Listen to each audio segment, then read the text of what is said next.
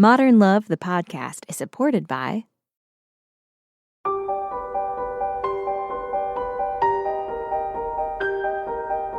From the New York Times and WBUR Boston, this is Modern Love. Stories of love, loss, and redemption. I'm your host, Meghna Chakrabarty.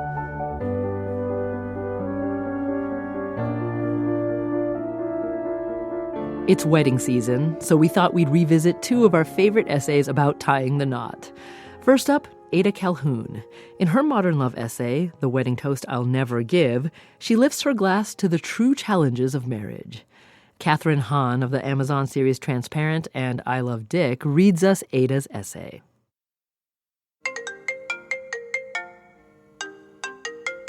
While away at a conference in Minneapolis, I was awakened at dawn by a call from my husband in our New York apartment. Our 8-year-old son had just roused him with a suspicion that they might not make their 7:30 a.m. flight to join me because it was now 7:40 and they were still at home. The original plan had us all traveling to Minneapolis together. I would attend my conference, my musician husband would do a show at this school club, and our son would get hotel pool time. Triple win. Then my husband was offered a great gig in New York for the same day we were set to leave, so he called to change his and our son's tickets. Changing them, he learned, was going to cost more than buying a new pair of one-way tickets out.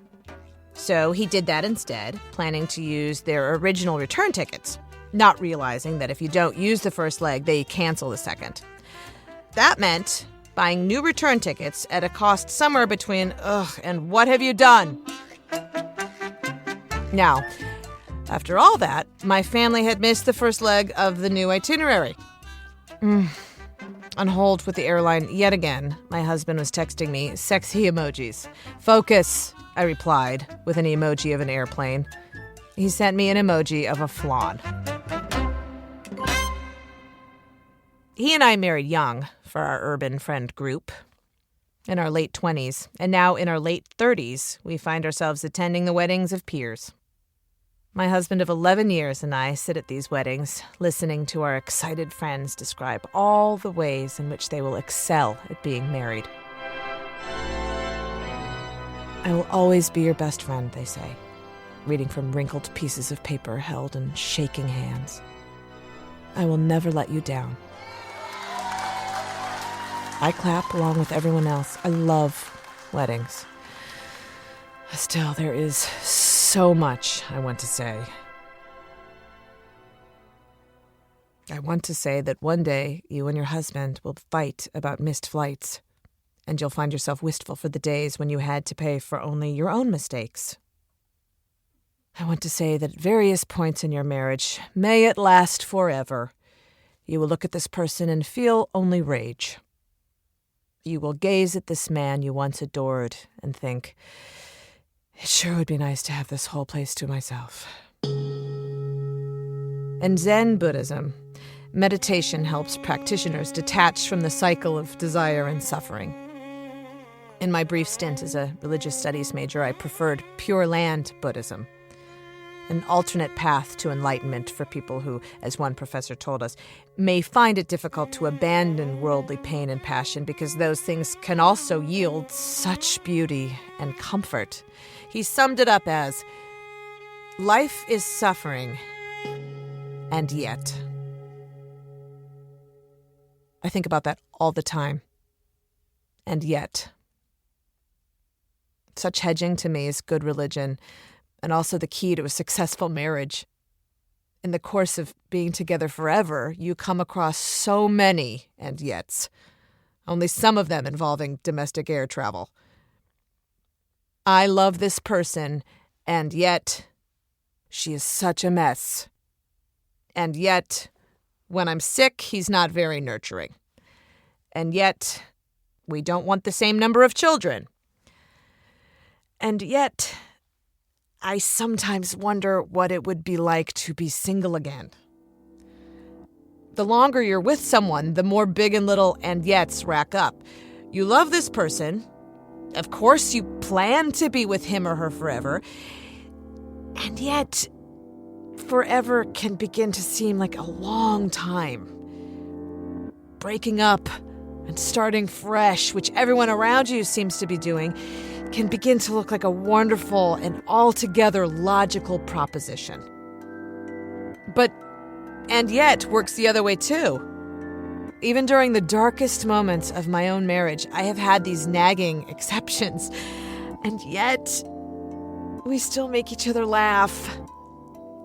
And yet, he is still my person. And yet, I still love him. And so you don't break up.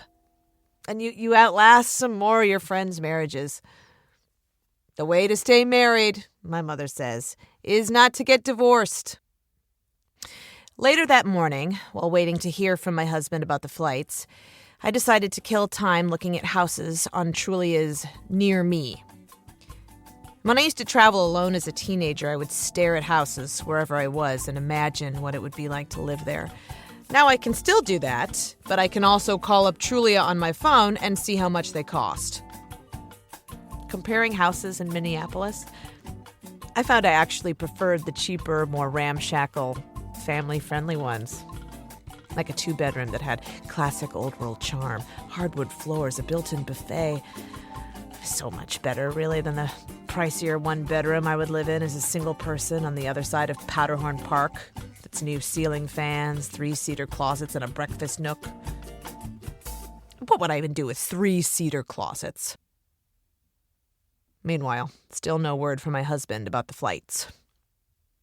One thing I love about marriage, and I love a lot of things about marriage, is that you can have a bad day, or even a bad few years, full of doubt and fights and confusion and storming out of the house, but as long as you don't get divorced, you're no less married than couples who never have had a hint of trouble. I mean, I'm told such people exist. It is easy for people who have never tried to do anything as strange and difficult as being married to say marriage doesn't matter, or to condemn those who fail at it, or to mock those who even try.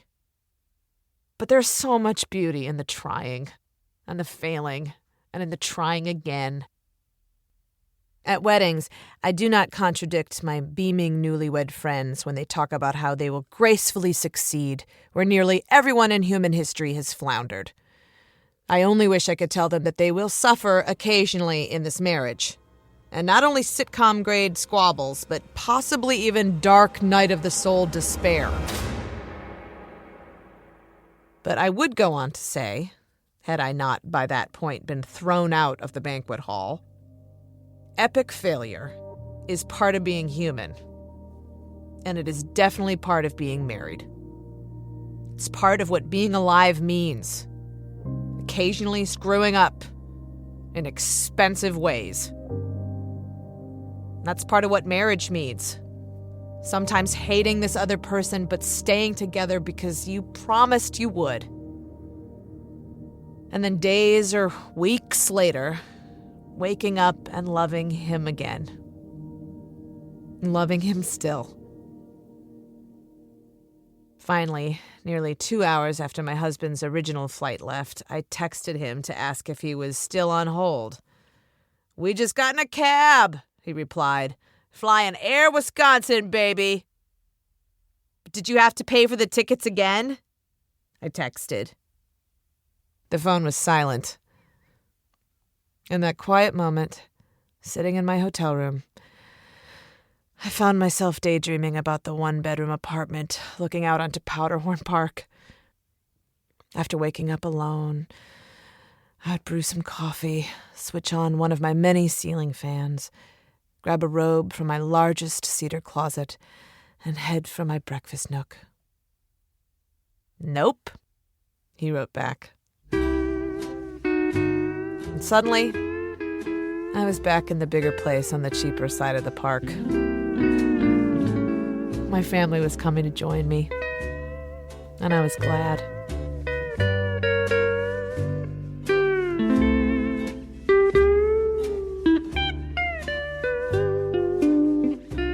Kathryn Hahn reading Ada Calhoun's essay, The Wedding Toast I'll Never Give. Ada Calhoun has a new memoir out now, inspired by her modern love essay. The memoir's called Wedding Toasts I'll Never Give.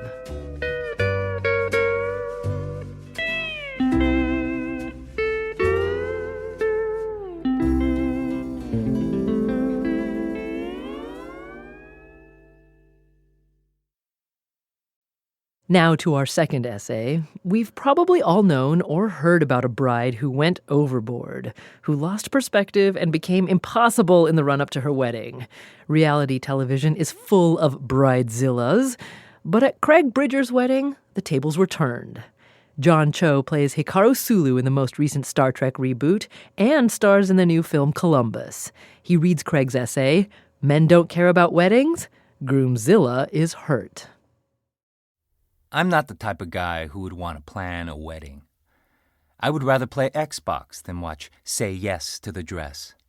I don't know if I'm a fall or a summer. I decorated our bathroom with a framed Batman comic book. But I found myself engaged to a wonderful woman who is so overbooked and so chronically late that she has her own time zone. We call it Terra time. I knew I had to step up if I wanted to make it down the aisle. And when I did, something unrecognizable began to stir inside me. Everyone knows about Bridezilla, the toothy creature in a wedding dress whose apocalyptic meltdowns send bystanders running for cover. But I'm here to tell you there is a far more terrible beast lurking in the matrimonial jungle. Fear him, for he is among us. His name is Groomzilla. And at my wedding, he was me.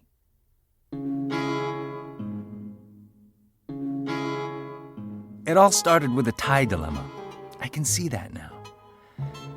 I wonder if Groomzilla could have been stopped then, if I could have killed him in the shell, as Brutus proposed to do to Caesar, had I only known. Listen, I do not wear ties unless I need one for an audition. I'm an actor and a writer. What I'm trying to say is, I'm a bartender, so I have never thought much about ties. I have never noticed them in stores or on necks. But not long after my fiancée and I finally settled on a date, ties began to haunt me. I started to see them in my sleep. When I slept, which I didn't, because I was always lying awake thinking about ties. As it turns out, New York is a city teeming with ties, and none of them looked right for my wedding. Tara, logging 12-hour days, teaching and studying Pilates, had no time for my sartorial crisis. I had nothing but a skinny swatch from her champagne-colored sash and my own waffling sense of fashion to guide me. So I did the only sensible thing. I bought every champagne tie I liked everywhere and took them all home. I bought ties from Bloomingdale's, Macy's, Barney's, Banana Republic, and one from Paul Stewart that cost almost as much as my wedding band. At home, I held them up to my throat, fanned them out on the table like a silken royal flush, and wondered just what was happening to me.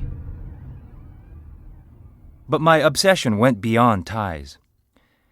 When it came to writing the invitations, the wedding programs, and those little save-the-date cards, vanity didn't get me into trouble. Ego did. Tara played my ego like a well-tuned kazoo. "Baby, you're such a good writer," she would tell me via cell phone on a breathless break between clients in class. "You're so good with words." And suddenly I would be back at the computer, birthing tumescent phrases like, "Under the setting sun, Tara and Craig will at last be wed." I agonized over whether to quote A Midsummer Night's Dream or Romeo and Juliet on the response card. And then I agonized over whether to use a semicolon or comma in said quote because, frankly, many Shakespeare authorities disagree on that. I hadn't asked for the job, but now that it was mine, I was determined to write pure wedding poetry. Tara and I settled into a pattern. I would tease out a brilliant idea, and she would come home and veto it, which would only feed my blooming hysteria. True, she often had a point. For instance, maybe it was tacky to format the invitation like a movie poster and write that our wedding was produced by God Almighty. But still, she didn't have to tell me that. The creative process is a delicate thing. And when she would critique my genius, I would immediately grow resentful.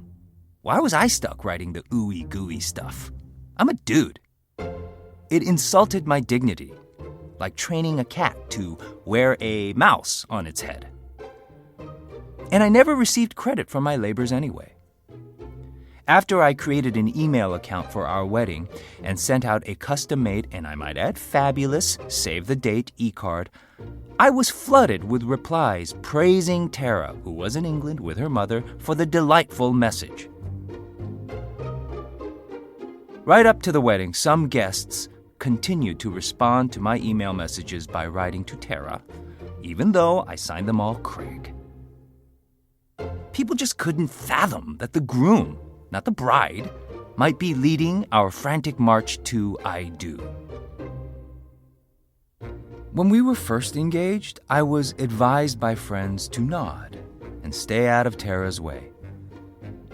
And despite the fact that more and more grooms are now very involved in wedding planning, the traditional wisdom remains that a groom, like a child, should be seen and not heard. Real men, the logic goes, don't care about weddings. And that hurts Groomzilla. That makes him cry. But only on the inside. He doesn't want to streak his self-tanning lotion.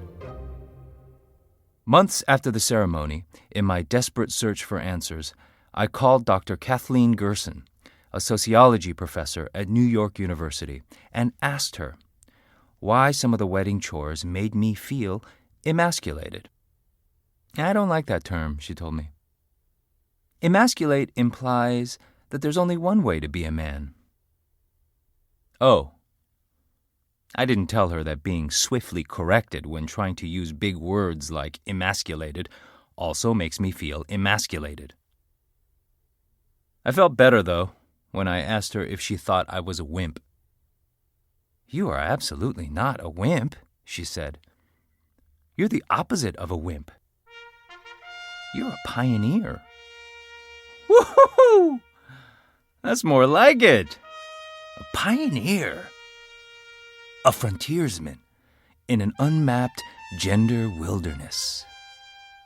I wish I had known Dr. Gerson before the wedding. Then again, imagining myself as a rugged adventurer wouldn't have crossed anything off my towering to-do list. It wouldn't have lowered my blood pressure. Overstressed and underappreciated, I staggered toward my wedding weekend like, well, an overgrown lizard swatting buildings and planes from his furious path. Tara and I fought whenever someone said the word wedding. I resented her busy schedule and her carefree attitude. She resented my acting like a jerk. I skulked around our apartment, dragging my tail across the wooden floor, bellowing about everything from gift registries to whether the groomsmen should escort the bridesmaids down the aisle. But when I sounded my reptilian roar at my soon-to-be sister-in-law, I had gone too far. Oh, I could make excuses. I might mention that I had scrambled to gather the wedding license, the rings, the programs, the music, and the gifts for the bridal party. I could point out that I had played tour guide on a bus that my father chartered to take the out-of-town guests from New York City to Chappaqua, where Tara and I arrived too late for our scheduled meeting with the minister. And after all that, with minutes to go before we had to be at the rehearsal, I just wanted to go to the bathroom. But there they were, Tara and Natalie, my fiancée and her sister-in-law, standing in the bathroom doorway, chatting. I stood on one foot, and then the other. I waited for them to notice me, and then I lost it.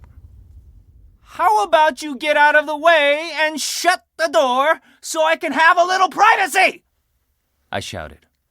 "How about that?" When I saw the disgust on Natalie's face, I realized what I'd done. Moments later, in the bathroom mirror, the ugly truth grimaced back at me. Scales, claws, the thick-lidded eyes of a beast. In a way, my shameful outburst saved me. I didn't want to be that thrashing, tense creature at my own wedding. I started to breathe. Things weren't going to be perfect. And with my bride anyway, they weren't going to happen on time. Just acknowledging this fact helped exorcise Groomzilla. Sometime in the night, he turned his gnarled back to the world and lumbered out to sea, leaving me neurotic, nervous, but whole.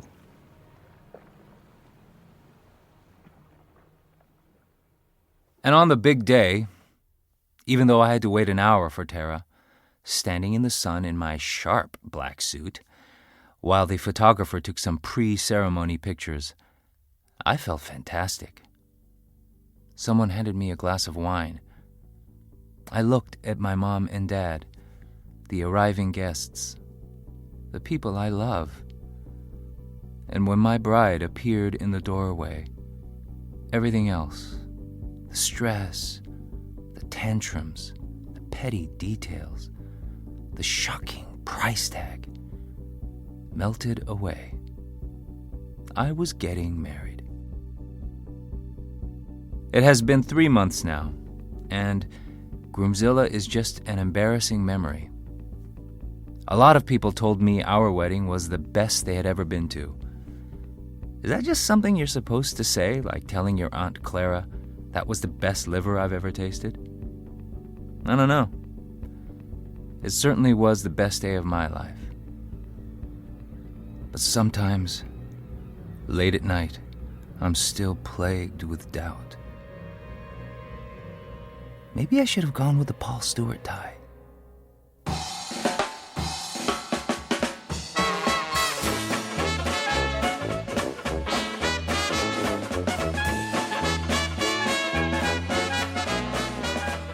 John Cho reading Craig Bridger's essay, Men Don't Care About Weddings? Groomzilla is Hurt.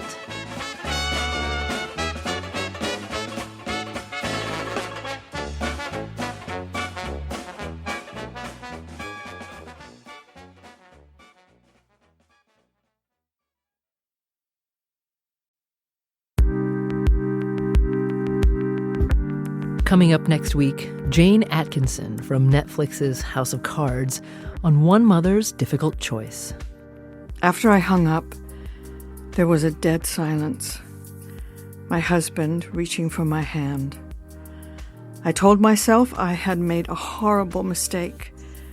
The legal system now owned my vulnerable son, the same boy who only a few years ago I would have described as sweet, dreamy, hardworking, and unfailingly honest. Remember, you can hear every episode from our archives at wbur.org/modernlove. Modern Love is a production of The New York Times and WBUR, Boston's NPR station. It's produced, directed, and edited by Jessica Alpert, John Parati, and Amory Sievertson. We got production help from Catherine Brewer. Additional sound design by Matt Reed. The idea for the Modern Love podcast was conceived by Lisa Tobin. Iris Adler is our executive producer. Daniel Jones is the editor of Modern Love for The New York Times and advisor to the show. Music for the podcast, courtesy of APM. I'm Meghna Chakrabarty. See you next week.